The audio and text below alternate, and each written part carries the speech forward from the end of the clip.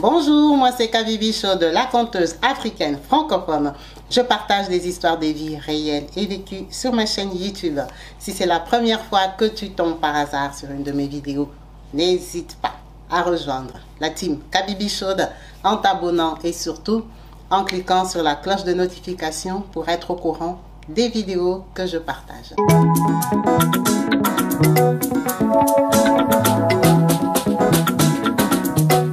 Partout dans le monde, sans exception, abonnez-vous sur la chaîne YouTube Kabibi Show TV.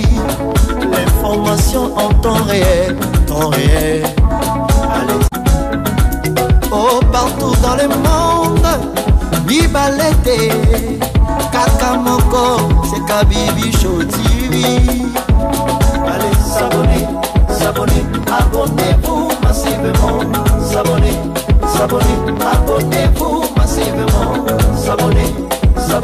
abonnez-vous. Oh Maman Kabibi, moi si Amayele, Maman Kabibi, Maman Yama Solo, Maman Kabibi, la chaîne est actuelle, Maman Kabibi, information dans la source, oh, en temps réel, on parle de la réalité, de nos vies et nos parcours que nous traversons chez Maman Kabibi, nous recevons des conseils.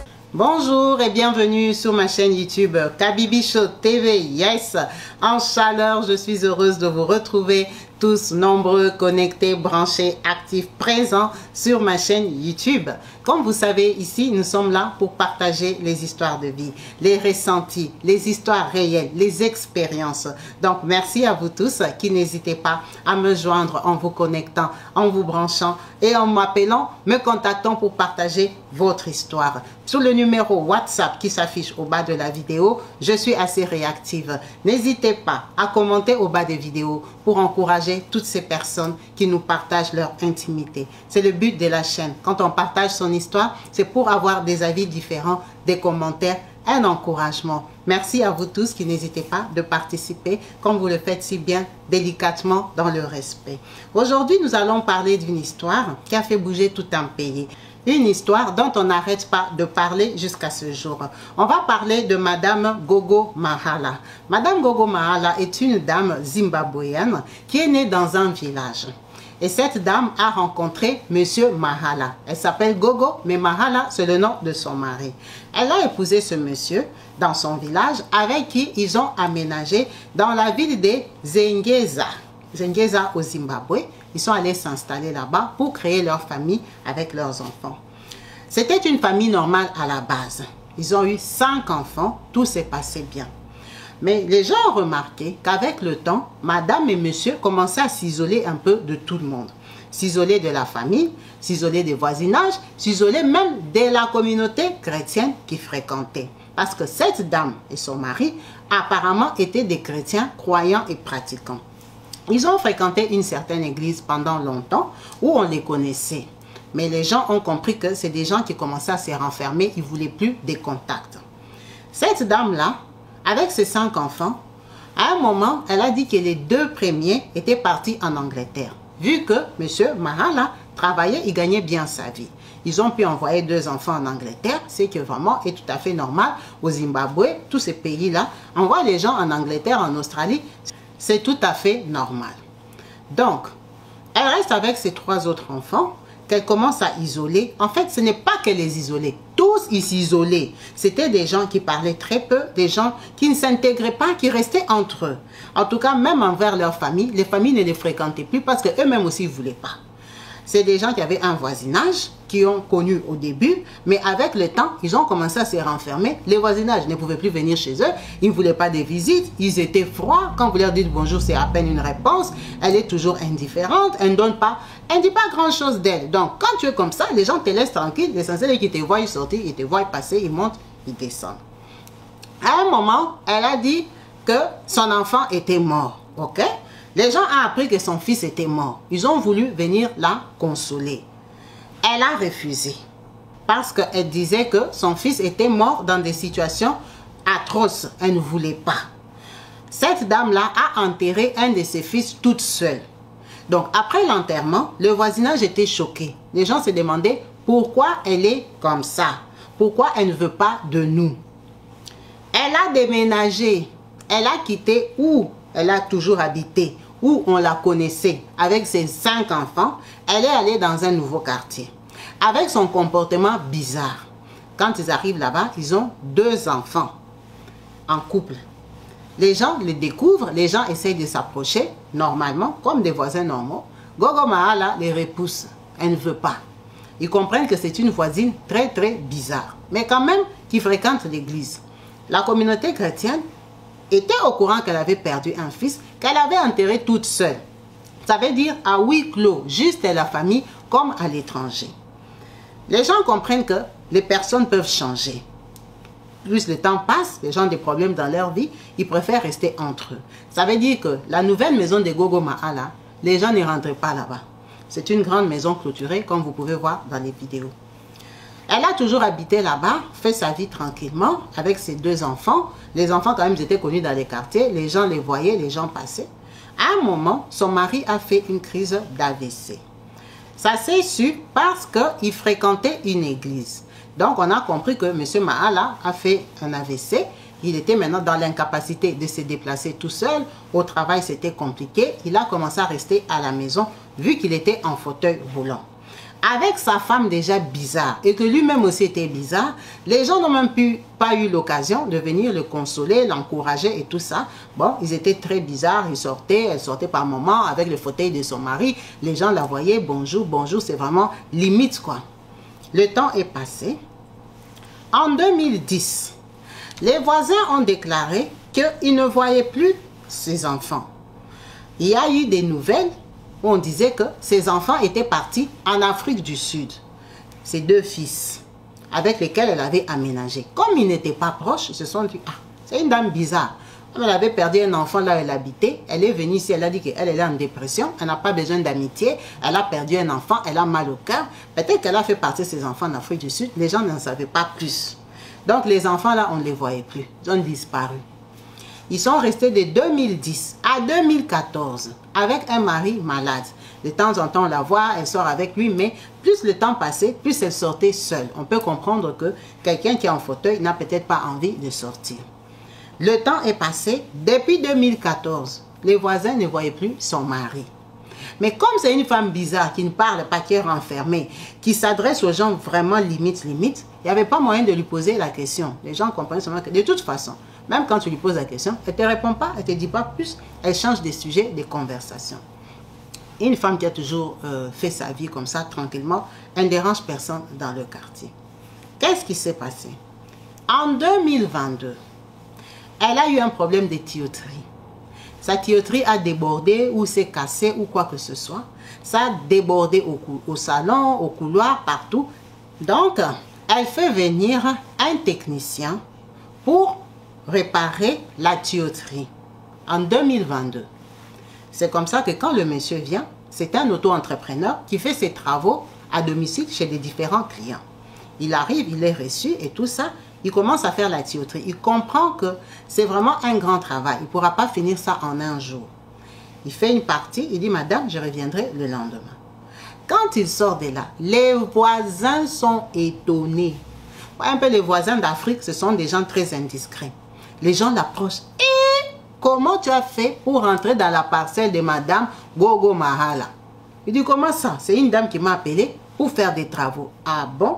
Nous, depuis qu'on habite ici, on n'a jamais vu les gens entrer là-bas. Il n'y a qu'elle et sa famille. Ce sont des gens très bizarres. Tu es venu faire quoi dans notre quartier? Il dit non, elle a un problème de tuyauterie. De toute façon, chez elle, c'est normal. Hein? C'est seulement l'eau a débordé, c'est rentré dans les tapis. L'odeur qu'il y a là-bas. Non, non, non, non, non, je ne vous dis pas. Je ne sais pas si ces tapis ont pourri, mais c'est insupportable. Ah bon? En tout cas, toi, tu as de la chance. Hein? Le monsieur est revenu le 2e jour. Il n'arrivait pas à respirer, il n'arrivait pas à travailler. Cette odeur-là lui pesait trop, vu qu'il en avait parlé hier. Quand il est sorti, il est parti faire encore le Congo ça avec le voisinage. Il dit non, non, non, non. Chez cette dame-là, ce n'est juste pas possible. Et quand il est en train de parler avec le voisinage, madame Gogo Mahala sort de chez elle. Elle voit que le monsieur qui fait les travaux chez elle est en train de parler avec les gens du quartier. Elle lui demande, vous vous connaissez? Il dit non. Il parle comme lui, il est technicien, peut-être qu'on peut lui proposer du boulot. Elle n'est pas bête, elle a compris que peut-être ils sont en train de parler de moi. Le monsieur est parti. À la grande surprise des voisins, le lendemain, il voit la police qui vient chez Gogo Mahala. Oh, qu'est-ce qui se passe? Elle-même a appelé la police parce que elle s'est dit que le technicien a raconté aux voisins ce qui s'est passé chez elle. Donc, elle est allée voir la police pour leur dire que son mari est décédé il y a 5 jours. Elle a un corps qui est en train de décomposer dans la maison. S'ils peuvent venir l'aider à prendre le cadavre de son mari parce qu'elle est dépassée. Elle a soigné son mari pendant longtemps de son AVC. Elle a très mal de voir qu'il est parti comme ça. Elle n'a su rien faire parce que c'est une femme assez renfermée. Donc maintenant que la police vienne l'aider. C'est comme ça que la police tombe avec tous ces gens qui viennent les aider pour voir déjà faire le constat. On a appelé les pompes funèbres et tout ça. On est venu récupérer le corps de monsieur Mahala. Vous entendez bien que tout ce qui se passe là, ça ne se passe pas pendant 5 minutes. La police ne viendra pas avec les pompes funèbres prendre les cadavres en courant pendant 5 minutes. Ce sont des trucs qui se font au moins pendant 1 heure ou 2. Ils entrent, ils sortent, ils regardent.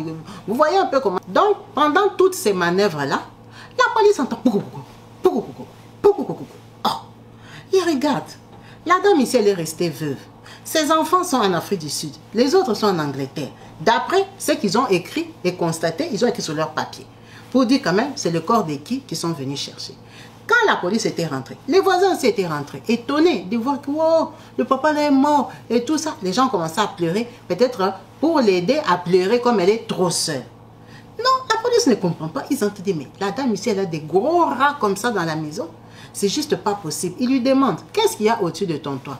Elle dit, ça doit être des rats. Seulement comme vous entendez là, ça dérange. Je dis, mais non madame, le bruit que nous on entend sous le toit là, ça ne peut pas être un rat. De toute façon, vous êtes seule maintenant. Vous êtes veuve. Vous n'avez pas d'enfant. Vous allez rester vivre ici seule. Nous, on doit vous laisser aussi en sécurité. Avant qu'on fasse le dossier de la mort de votre mari, qu'on vous entende, que vous nous dites de quoi il est mort effectivement. Même si on est conscient et on sait que votre mari avait fait un AVC il y a autant d'années qu'il souffrait, que c'était une personne malade. Donc, il faut quand même qu'on regarde, qu'on vérifie ce qu'il y a dans le toit pour qu'on parte la conscience tranquille. On ne veut pas qu'il vous arrive quelque chose toute seule. C'est comme ça que les policiers montent, les policiers grimpent, ils ouvrent le plafond et tout ça. Quand ils arrivent en haut, là, ils mettent les torches et tout ça, ils voient quelque chose qui bouge, ils voient qu'ils se disent, hey. Le policier même qui est monté, il s'est dit, ça ce sont des démons ou quoi. Il a même commencé à prier dans son cœur, mais ça c'est quoi que je vois? Donnez-moi plus de torches. Il met les torches comme ça. Il voit quelqu'un qui est en train de venir comme ça. Une personne, un être humain, dans les plafonds. Dans les plafonds, il voit le monsieur que je vous mets en vidéo ici. Il voit le monsieur ici, c'est son fils. C'est le fils de Gogo Mahala qui avait disparu en 2010. Je vous ai dit qu'en 2010, ses enfants, personne ne les voyait. Elle a dit qu'ils sont partis en Afrique du Sud. On a retrouvé un fils dans l'état que vous pouvez voir là. C'est le fils de Gogo Mahala. Cet enfant-là a disparu depuis 2010. Donc quand on l'a retrouvé, ça faisait 12 ans. Il allait sur 13 ans de disparition. Tout le monde n'en revient pas. On l'attrape. Il est très violent. Il n'est plus habitué à voir du monde. Il est agité. C'est la police qui l'a maîtrisé. La police l'a maîtrisé, l'a ligoté, tout ça. Il a commencé à suffoquer. Agir comme un animal. On demande à Gogo Mahala, c'est qui? Elle dit, ah, c'est mon fils. C'est ton fils. Tu savais que ton fils était dans le toit. Elle dit, ah, oui, je savais qu'il était dans le toit. Ok, on va aller au commissariat. Arrive au commissariat. Elle dit que, non, son fils, ils étaient allés à l'église. Le pasteur lui a dit que si son fils se conduisait là, parce qu'apparemment, son fils, il se méconduisait, il n'était pas net. Le pasteur lui a dit que son fils avait des mauvais esprits, que son fils était envoûté, que son fils n'était pas normal. Or, elle avait déjà perdu un enfant. Elle avait mal au cœur. Elle ne supportait pas de savoir que son fils n'était pas bien. Donc, la solution qu'elle a vu à faire, c'est de l'isoler du monde pour qu'il ne dérange pas les gens, pour qu'il ne fasse pas de mal. comme il était mauvais, mieux vaut qu'il reste avec elle-même. Donc, elle avait fait comprendre à son fils que la façon dont tu te comportes là, que tu es bizarre, tu te comportes mal envers tout le monde, tu vas commencer à rester à la maison avec moi. Moi-même, je vais te gérer, je vais t'enfermer. Donc, elle a décidé ce jour-là, à partir de la punition qu'elle lui avait donnée, qu'il va commencer à vivre dans les toits. Dans les toits pour qu'il apprenne à se comporter. Donc, depuis 2010, son fils vit dans le toit. Il vit dans le toit, ça veut dire, elle le fait descendre par moment pour manger. Il descend, il tourne seulement dans la maison, là, il rampe, il saute comme un animal. Après, il le fait monter. Parce que son fils, là, il descend, il va aux toilettes et tout ça dans la maison. Après, il remonte. Lui-même aussi, il est déjà habitué à habiter là-bas. Il a déjà fait, donc le toit, c'est sa maison, c'est son territoire. C'est là qu'il habite, dans les plafonds. Dans les plafonds, c'est là qu'il habite. C'est pas la cave, c'est les plafonds. Il habite là-bas. Il est déjà habitué. Quand elle a dit ça, la police est retournée avec le garçon à la maison. Ils lui ont dit à elle, dis-lui de monter. Elles-mêmes, ils ont vu comment le garçon monte comme un singe. Comme un chimpanzé, lui-même, il monte. Il a sa façon d'escalader, puis il monte dans les plafonds. Il est content là-bas, dans les plafonds. Ils ont compris qu'elle disait la vérité, que ce garçon-là, il descendait et il remontait. Donc, quand elle sortait, elle le laissait dans les plafonds, elle laissait le mari traumatisé avec l'AVC dans le fauteuil roulant dans la maison.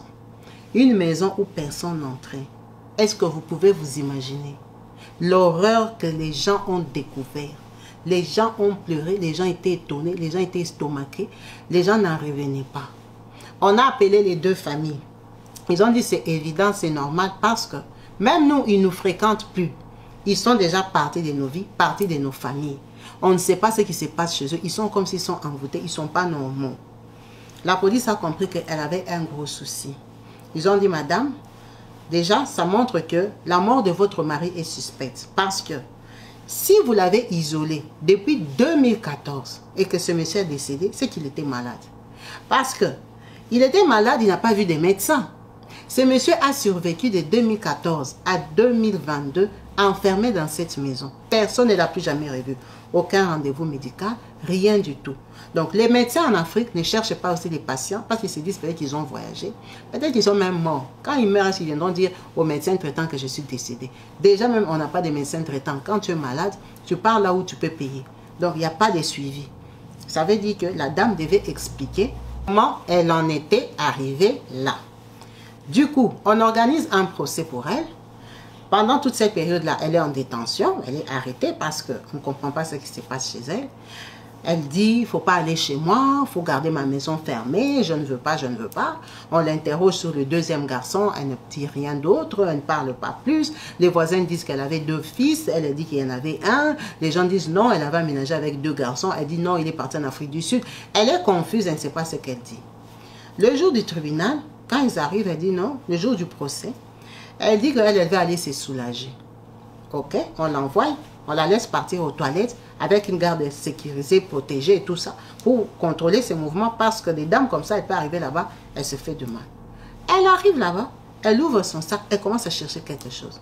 C'est comme ça que les policières la regardent. Madame, tu cherches quoi? Oh non, je suis en train de chercher quelque chose de très important. Elle cherche dans son propre sac à main. Après, elle termine. Elle donne, elle sort ça, elle donne à la dame, à la policière. Je dis, regarde, ça c'est quoi? Un paquet d'ongles. Un paquet de sales ongles. Des ongles bizarres. Elle donne à la policière, elle dit que ça c'est les ongles de son fils. On lui demande quel fils? Oh, son fils. Mais non, on ne sait pas. Si c'est le fils qui est vivant ou c'est l'autre fils dont elle parle. Est-ce que l'autre fils, il était décédé, elle l'a enterré dans sa parcelle, sans rien dire à personne, elle ne répond pas. C'est les ongles de qui? Elle dit seulement c'est les ongles de son fils. Mais son fils, on l'a déjà attrapé, on l'a déjà amené là-bas chez les fous et tout ça. On est en train de voir comment ça se passe dans sa tête et tout ça. C'est là-bas qu'on lui a coupé ses ongles. Parce que quand il est sorti, il avait des ongles comme un animal. Mais or, elle avait aussi des ongles. Et pourquoi elle cherchait les ongles le jour du jugement? Alors, ils sont restés sans réponse en se demandant que peut-être c'est les ongles de l'autre fils qui est porté disparu. Parce que maintenant, elle doit nous dire, il habite où? En Afrique du Sud. Il fait quoi de sa vie? Et ces 2 autres enfants qui sont en Angleterre. Comment eux, depuis 2010 que leurs parents ont aménagé là-bas, ils ne sont jamais venus, aucun mouvement. On ne sait pas si c'est des petits-enfants. C'est même qui, personne ne les connaît. Est-ce qu'ils sont vraiment vivants ou ils sont décédés? Ça, c'est les questionnements. Jusqu'à ce jour, cette dame-là est en prison. On n'a pas encore décidé ce qu'on va faire d'elle parce qu'on ne l'a pas encore jugée. Son histoire est très, très compliquée. Son histoire est invraisemblable. Les gens ne comprennent pas quoi faire d'elle. Cette histoire est juste invraisemblable. On peut même penser que c'est une histoire inventée. C'est juste grave de croire et de savoir que les gens peuvent vivre comme ça. C'est vrai qu'on a des voisins, mais on n'est pas obligé de suivre la vie des voisins. Les voisins, ils font ce qu'ils veulent. Ils ne sont pas de notre famille, nous sommes juste voisins. En Europe, ici même, c'est commun. On a des voisins avec qui, à peine bonjour. Et déjà même, quand on sort, on évite que nos regards se rencontrent pour qu'on ne se dise pas bonjour. Vous savez comment ça se passe, surtout quand on a des voisins étrangers, des voisins blancs. Et même, ils préfèrent même que vos regards ne se croisent pas pour qu'ils ne te disent pas bonjour. Donc, en Afrique, nous sommes plus familiers. En Afrique, nous sommes plus accueillants. Hein, on vit vraiment entre nous. Mais la dame ici, quand vous voyez sa parcelle, vous voyez qu'elle a une très grande maison clôturée. Donc, les voisinages de ce genre-là aussi, tu peux tomber sur des voisins qui font aussi leur vie. Ils ne se plaignent pas du bruit, ils ne se plaignent pas de toi. Donc, vous n'avez rien à vous dire. Surtout si elle a des attitudes. Elle n'a pas envie que vous l'approchiez. C'est normal, les gens l'ont laissé parce que ce n'est pas facile de perdre un enfant et d'avoir un monsieur, un mari maintenant, qui est en fauteuil roulant. C'est tout à fait normal. Quelqu'un peut sombrer en dépression. Elle a besoin d'être seule, un peu de repli, de réfléchir pour sa vie. Mais les voisins ont beaucoup pleuré parce qu'ils se sont rendus compte qu'ils ont vécu avec des monstres juste à côté. Avec une maison sinistre. Avec des gens qui n'étaient pas normaux. Comment quelqu'un peut faire vivre son propre enfant de 2010 à 2022 dans le toit, dans les plafonds? Il a grandi là-bas. Il est devenu un grand monsieur là-bas, comme vous le voyez sur les photos et les vidéos. Il ressemble à rien du tout. Elle ne le coiffait pas, elle ne lui faisait rien. Il doit être sale, rempli de poux. Et elle est très propre. Comme vous pouvez voir, elle s'habille là. Elle est propre, elle se lave, elle s'habille. C'est une femme normale. Et quand tu rencontres sur la route, tu vas lui dire bonjour, lui demander même l'adresse, le chemin. Tu peux lui inspirer confiance. Si tu la vois dans un taxi, tu ne seras pas inquiet. Tu sauras que tu es avec une maman, une personne normale. Alors qu'elle est Gogo Marala, une personne folle. Une personne qui n'a pas de sens. Sa tête est capote. Elle n'a plus d'intelligence. Elle est dépassée, elle est craquée. Elle a juste fait vivre à la population des Zengueza un drame. Un drame, un traumatisme. Vraiment, restons prudents avec nos voisins. C'est vrai qu'on ne choisit pas nos voisins, mais on ne souhaite pas tomber sur des voisins comme Gogo Marala. C'est une grosse cinglée, c'est une folle, c'est une personne très dangereuse. C'est quelqu'un qui était capable de prendre aussi l'enfant de quelqu'un, aller le faire le vivre dans son toit. C'est juste incroyable. Ce genre d'histoire, nous sommes habitués à les voir dans des films ou à les voir dans les pays développés, à l'Occident. On se dit à cause du froid, de la neige, ils craquent facilement. On ne sait pas comment ils réfléchissent. Mais ça, c'est une maman née, grandie au Zimbabwe. Une maman qui fréquentait même l'église, parce qu'elle a déjà fui l'église là, qui fréquentait même l'église. Si son pasteur lui avait dit que son enfant était fou ou son enfant avait des démons, pourquoi il n'avait pas délivré? La police, de toute façon, ils ne sont pas là, les juges, ils ne sont pas là pour condamner ces pasteurs-là parce qu'il n'y a pas de preuves. Il n'y a pas de preuves. Lui, s'il lui avait dit, d'accord, mais il ne lui avait pas dit de pratiquer, il ne lui avait pas dit de mettre son enfant au toit. C'était sa propre décision. Si aussi il lui avait dit que son enfant n'était pas normal, c'est-à-dire que son enfant n'était pas normal, parce qu'elle-même déjà n'est pas normale. Donc les médecins ont philosophé sur ça. Ils ont essayé de débattre. Il y a eu beaucoup de débats à propos de cette histoire au Zimbabwe. Les psychologues ont dit qu'elle a dominé sa famille parce qu'elle leur a fait croire que c'était normal cette vie-là. C'est pour ça que son fils, il trouve normal de remonter au toit. Ce n'est plus une punition, mais c'est devenu une normalité. Parce que quand quelqu'un est fou et qu'il fait croire aux gens avec qui il vit que lui, il est normal, les gens commencent à développer sa folie. Avec le temps, ils deviennent comme lui. Donc, ils ont voulu savoir dans le couple des deux, entre monsieur et madame, qui avait un problème. Parce qu'il y en a un qui a sûrement fait sombrer l'autre. Dans sa folie, l'autre a continué à le suivre comme quelqu'un de normal et il est devenu fou comme lui. Ils disent que c'était une décision prise ensemble, que ce monsieur-là qui a perdu la vie, son mari, n'a jamais été imposé. Il a juste plus sombré qu'elle et que c'est même possible que lui-même ne voulait plus sortir, sachant que quand lui l'a fait, quand il a disparu en 2014, son fils avait déjà disparu en 2010. Peut-être que lui-même aussi, ça l'arrangeait de ne plus sortir et qu'il souhaitait même monter dans les plafonds. Seulement, lui, il avait fait l'AVC, il ne pouvait pas monter. Donc, il préférait rester dans la maison. C'était un enfermement volontaire. Ils étaient d'accord. Parce que la preuve est que son fils ne supporte pas le dehors. Il ne supporte pas les gens. Il veut être juste avec elle. Il préfère rester dans le toit. Il préfère rester au plafond. Donc, ils ont tellement philosophé, ils ont beaucoup parlé sur ce comportement qu'on n'arrive pas à détecter pourquoi. Là, ils sont en train de voir s'ils doivent l'arrêter ou ils doivent la faire soigner. Parce que c'est une dame qui demande à être soignée. Elle n'est pas normale qu'elle vive normalement. Elle va à l'hôpital, elle se fait soigner, elle achète des médicaments, des calmants. Sûrement qu'elle achetait aussi pour eux.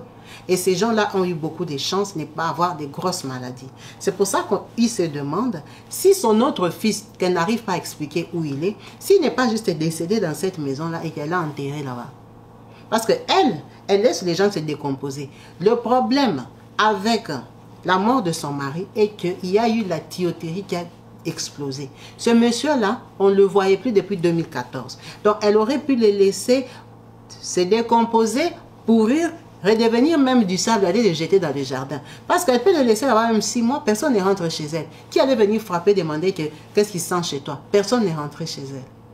Donc on ne sait pas si son autre fils était mort et il est resté dans sa maison pendant 1 an ou 2 ans et puis elle a juste broyé comme ça, elle a jeté au jardin. C'est tout. C'est vraiment incroyable. Cette histoire est terrifiante même. Elle est trop bizarre. Sur la terre des humains dans laquelle nous sommes, il y a des réalités auxquelles on ne peut même pas penser. Il y a des gens qui sont fous à un niveau auquel on ne peut même pas s'imaginer. Il y a des gens que tu vois physiquement comme ça, alors que dedans, là, ça bouge déjà. Restons très prudents et faisons attention à nous. C'était le partage d'aujourd'hui que j'ai voulu partager avec vous sur ma chaîne YouTube Kabibi Show TV, en espérant que vous allez écrire au bas de la vidéo votre ressenti, en vous remerciant d'avoir suivi cette vidéo jusqu'à la fin. Je vous dis à la prochaine. Peace and love chez vous. Bye.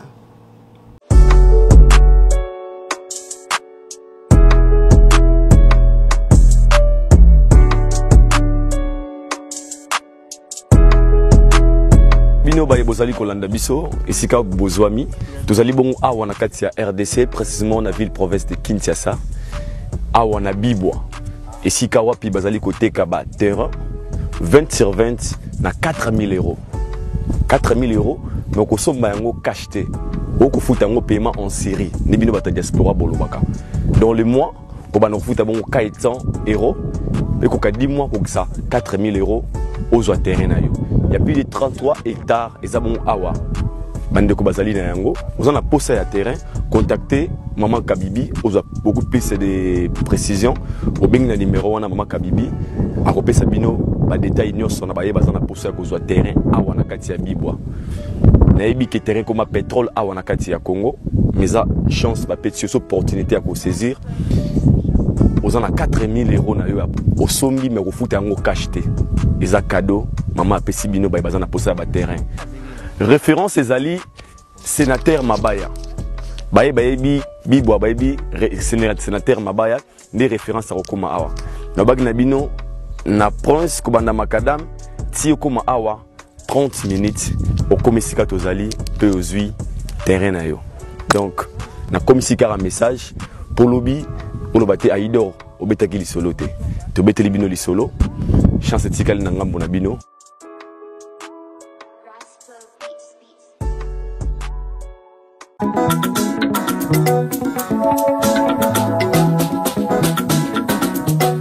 Partout dans le monde, sans exception, abonnez-vous sur la chaîne YouTube Kabibi Show TV. L'information en temps réel, temps réel. Allez. Oh, partout dans le monde, Bibalete, Kakamoko, c'est Kabibi Show TV. Allez, s'abonner, s'abonner. abonnez-vous massivement. S'abonner, abonnez-vous massivement. S'abonner, abonnez-vous. Oh Maman Kabibi, moi si à Mayele, Maman Kabibi, Maman Yama Solo, Maman Kabibi, la chaîne est actuelle, Maman Kabibi, information dans la source, oh, en temps réel, on parle de la réalité, de nos vies et nos parcours que nous traversons chez Maman Kabibi. Nous recevons des conseils, des avis, des qualités. Dans la team Kabibi Show, la team de qualité, c'est la team d'exception. Oh Maman Kabibi, Maman africaine, Maman Kabibi, Bendele Amboka, chez Maman Kabibi. Moi si Kitoko, Maman Kabibi, la sagesse, la différence. Elle nous parle des histoires réelles, l'histoire vécue, remplie des émotions, avec éloquence, classe, la maman de la francophonie, Maman Kabibi, Kabibi Show, TV, Maman Kabibi, Maman ya Bana, Maman Kabibi, Maman ya Boboto, Maman Kabibi, Kabibi Show, Kabibi Wetwe, la team Kabibi Show TV, Benele ya Moka, Topesi Olongonia, Kabibi Show. S'abonnez, abonnez-vous massivement. S'abonnez, abonnez-vous massivement. S'abonnez, abonnez-vous massivement. Topanza sango ya Kabibi Show TV. Toyoki na matoi tomoni na miso tondimi. Topekeli oma oko. La team Kabibi Show. Kabibi Show. Kabibi Show. S'abonnez, abonnez-vous massivement. S'abonnez, abonnez-vous massivement. S'abonnez, abonnez-vous massivement.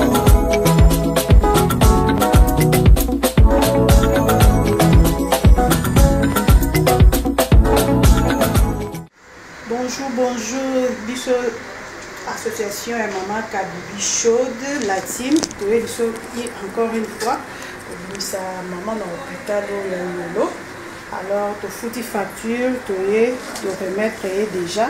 Maman Yeo, bazo bomsele bébé déjà. Maman Yeo, Maman Judith, tu payes sur facture au Lobani na Maman Kabibi na la team. En tout cas, et belé à Koloba pour la maman Zali. Na pesi Maman Kabibi, merci beaucoup, vraiment merci. Parce que banda na boti na hôpital awa, lisunge zate. Na mona kindeni na obima maternité te. Na mona ki batu ya ONG Maman Kabibi bayaki ba solliciter nga na sololi na bango. En tout cas balaka kinga balobinde toke ko solola na mama to kozonga. Après pe quelques mois na moni bazongi ba futenga facture. Lelo nazo bima maternité na bébé na nga tout na sepel makasi ya koloba mingi ezate mama nzamba mona yo. Mwana na kotia endo ina yo aza mwana mwasi na kopesa yo kombo na oyo sali po na ngai merci. Okay, merci beaucoup to sepeli biso tokei to royal susu na fin du mois ndenge kaka tosalaka. Bye bye. Oui, Maman Kabibi, toyaki na hôpital, to bimisi maman oyo akangamaki pendant 2 mois. Yango to sali action, to bimisi e. Yango to ringi to remercier na nyonso sali po na maman wana. Action ezalaka kaka. Nzambe apambola yo. Na pesi pe maman na bi. Bonjour Maman Kabibi. To sepeli makasi maman opa sepeli. Merci beaucoup. Makunde na zabu ba minasa yangi pa bakuluna. Banaza ba choc ba zoksi nga na eka na makasi. Merci beaucoup Maman Kabibi. Merci Maman Kabibi. Nous continuer kusunga ba jeune mère oyo bazo kangama na hôpital. To sengi association na yo merci vraiment nzamba pambola yo et que au continuer au kindara toujours liboso comme tu le fais toujours pour les autres et que Dieu a bâti cela encore plus et belé encore. Merci beaucoup.